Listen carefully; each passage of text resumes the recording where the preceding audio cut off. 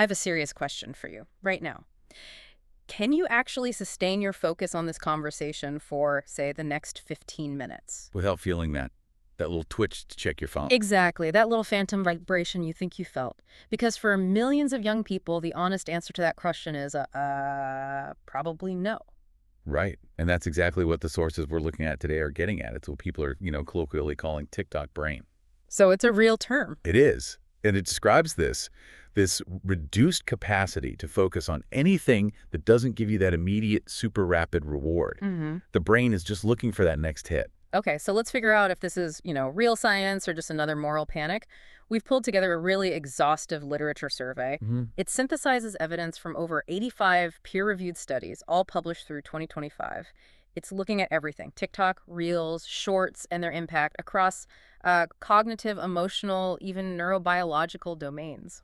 And our mission today is to tackle a really difficult paradox. Because first, we do have to lay out the developmental cost of this stuff. What is it actually doing to young brains? But then, and this is the twist, we have to flip the script. Exactly. And show why, ironically, these short videos, if they're designed the right way, might just be a single most powerful tool for the future of learning. So let's start with the immediate impact. What did the big picture studies tell us? Well, right out of the gate, there's a 2023 meta-analysis. It looked at 71 different studies, so we're talking about roughly 100,000 participants. Wow, okay. And what they found were these moderate but very persistent correlations between frequent short-form video use and two specific things: Which are? diminished attention spans and reduced inhibitory control. The data is pretty clear. The negative hit to your basic ability to focus is well established. Let's get into the mechanism then. Why does the brain react this way? Because it's not just like a bad habit, right? This is physical. It's totally physical. We're looking at neuroplastic adaptation happening in real time. When a developing brain gets heavy, early exposure to those rapid frame changes, that constant novelty. A core of every TikTok feed. Exactly. It conditions the neural pathways to expect this continuous high stimulation. The brain literally gets trained to seek out these little reward cycles over and over again. I keep thinking of it like if you only give Batman his high-tech gadgets for years, he'd probably forget how to, just throw a punch. That's a perfect analogy. The brain kind of loses its ability to handle unstructured, low-stimulation activities. Like reading a book. Oh. Or just having a conversation. Yes. Those slower-paced things start to feel, almost intolerable. The brain is primed for the next dopamine spike, and it sees any kind of delay as a punishment. And we have actual proof of this, right? Like on a neuro level, what's the science on our ability to just stop scrolling? The research on executive function is really compelling. EEG studies show that individuals who have a greater tendency toward short video addiction, they show weaker activity in the parts of the brain that handle impulse control. So to put that simply, The internal system in your brain for saying, hey, stop, I need to focus on my homework or this meeting or this book, it's just significantly weaker. okay, this is where it gets really wild for me. The physical changes that neuroimaging has documented. Give us the wow fact here on actual brain structure. This is it. We've documented structural alterations in the reward and control circuits.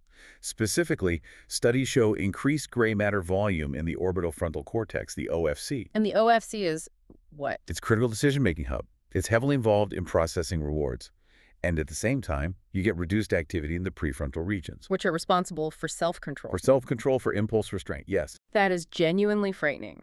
The idea that scrolling on a phone could physically change the architecture of a young person's brain. So the part that says, ooh, reward, gets bigger and stronger. And the part that says, hang on, let's think about this, literally powers down. That is the practical consequence. Yep. And what makes this so critical is that we're talking about adolescence. The genes that govern this exact brain development, over 500 of them, are most active during the teenage years. A critical window of vulnerability. The most critical. Which brings us right to the cognitive trade-offs. If the hardware is being rewired like that, it's no wonder that basic skills start to suffer. Let's talk about reading. Well, short-form video is particularly detrimental to reading development. It just is. The format gives you zero incentive to engage with text, and it's actively competing for the time you need to build that skill. And then you have the whole debate around the ADHD link. Does the content cause ADHD symptoms, or are kids with ADHD just drawn to it? It's likely a bit of both, but the longitudinal evidence, it really points toward a causative link. What does that mean? Well, there was a big 24-month follow-up study. They tracked adolescents who did not have any baseline ADHD symptoms at the start, Okay, so they started with a clean slate. a clean slate, and they found that higher frequency digital media use predicted the later emergence of ADHD symptoms. They even quantified the risk. I saw that. The odds ratio of 1.111 per additional digital media activity. What does that number actually tell a parent? It means that for every extra type of digital media an adolescent is frequently on, their odds of developing symptoms that look like ADHD go up by 11%. So it's actually creating, or at the very least worsening, the symptoms in kids who were previously neurotypical. That's what the data strongly suggests. So if that's the hardware and the cognitive impact, let's shift to the software. How is the actual content affecting mental well-being? A 2025 meta-analysis found really robust links between excessive use and increased anxiety, depression, stress, loneliness. And a key mechanism here is social comparison. Oh, the comparison game. It's lethal, especially when you're being fed a highlight reel that's designed to make you feel envious. Exactly. Daily diary studies found that on days with more social media use, kids reported more extreme impressions that other people had better lives. Happier, prettier, more popular. And that directly led to... Lower self-esteem and lower life satisfaction. And critically, this shows a really marked gender bias. For girls, the algorithm systematically pushes fashion and beauty content by default. Even if they don't ask for it. Even if they don't ask for it. And that disproportionately hits their body image.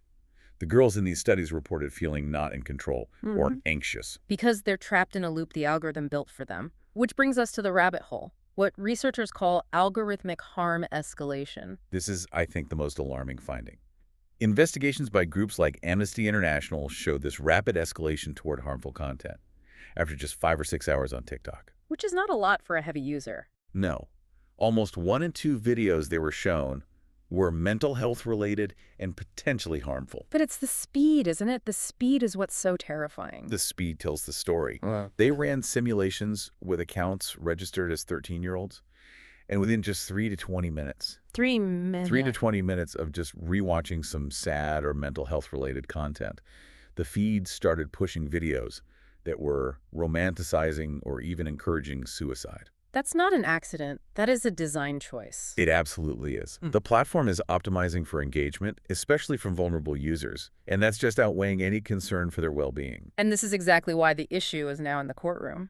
Yes, the research conclusion that these features are addictive is now the basis for major legal action.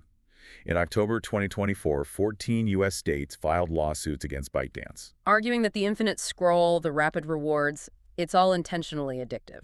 Okay, so we have covered a very dark side. Recreational short-form video is rewiring brains, it's hurting attention, but does that mean all short video is toxic for learning? Because the research here takes a massive plot twist. It really does. The answer is absolutely not. The evidence is just as strong that if you deliberately design short-form video for learning, it is incredibly effective. So it's a total contrast. Recreational use degrades attention. But focused educational use enhances it. It actually improves learning outcomes. Let's put a number on that. I saw that MIT, for example, saw their online course completion rates go up by 30%. 30%. Yeah. Just by using short, focused videos, it's a huge difference. And that data led researchers to a very specific number, didn't it? The 6-minute engagement clip. Yes, this comes from a massive meta-analysis of 6.9 million video watching sessions in online courses, or MOOCs. And what happens in that 6-minute window? For videos that are between 0 and 6 minutes long, the completion rate is virtually 100%. People finish them. 100%. In an online course, that's practically a miracle. It's unheard of. Yeah. And engagement stays really high up to about 9 minutes. But the second you cross 12 minutes, boom, completion drops below 20%. So the magic number really is 6 minutes. The median engagement time across millions of sessions consistently maxes out at 6 minutes. So what happens if you actually build a course around that rule? We have data on that too. A study at Sioux City University compared content delivered in these short 8-minute chunks versus a traditional 55-minute filmed lecture. The short video group scored 9% higher on their exams. 9% is a huge academic boost. Was that just, the novelty of it? Did it last? That's a great question. And no, the benefits persisted. What's more, the short video group showed greater score consistency, so the material was just absorbed more reliably across the whole class. So why does it work so well for learning when our brains are seemingly being trained for distraction? For that, we turn to something called cognitive load theory. It's this idea that our working memory, our mental workspace, it's really limited. It can only hold about 7 chunks of information at a time. So if you overload it, learning just stops. It just stops. It's like trying to remember a whole complex spell from Harry Potter all at once, instead of breaking it down into, the words, the wand movement. The intention, right? Precisely. Breaking content into small segments gives the brain these crucial little breaks to process. It reduces what's called extraneous cognitive load. And what is that in plain English? It's the mental effort you waste. Because the material wasn't presented clearly, short videos minimize that wasted effort. And we even see that students who struggle with learning show huge long-term retention advantages with this method. So it's not just the length, it's the design. Yeah. But what if you have content that has to be longer than 6 minutes, like 15 minutes of a really complex topic? The research is clear on that too. Longer content can work, but you have to use a specific strategy. The best one is using interspersed questions every 7 to 9 minutes. Like a little pop quiz in the middle of the video. Exactly. It's an attention recapture mechanism. It pulls the wandering mind back to the task, and it works beautifully. Okay, so before we wrap up, we should probably touch on the positive side of these platforms because it's not all bad, right? Right, not at all. We should acknowledge the positive nuances. For, say, sexual and gender minority youth, these platforms can be vital for identity formation, for community building, Finding people like them. finding their people, Mm. and getting critical mental health support that they might not find anywhere else. Mhm. That is incredibly important. Those benefits are real, but they bring us right back to the central paradox of this whole deep dive. Short-form video is, on the one hand, reshaping the adolescent brain towards hyperstimulation and attention deficits. And on the other hand, it's demonstrably superior for learning when it's designed correctly. The 6-minute rule.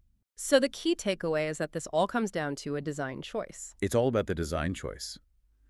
The attention problems, the mental health spirals, they are fundamentally linked to an algorithmic design that prioritizes engagement over well-being. And that's why the legal world is now catching up to the science, 14 states suing, arguing the features are intentionally addictive. Engagement and well-being are in a direct conflict right now. So if we know for a fact that academic engagement just plummets after 12 minutes and it really hits a wall at 6, What does it truly mean for our culture, for our education system, and for our own self-discipline when we willingly plug ourselves into content designed to last not 6 minutes, but infinitely? that is the question to think about the next time you pick up your phone. Thank you for joining us on the Deep Dive. If you enjoyed unpacking this, please subscribe. You won't want to miss where the data takes us next.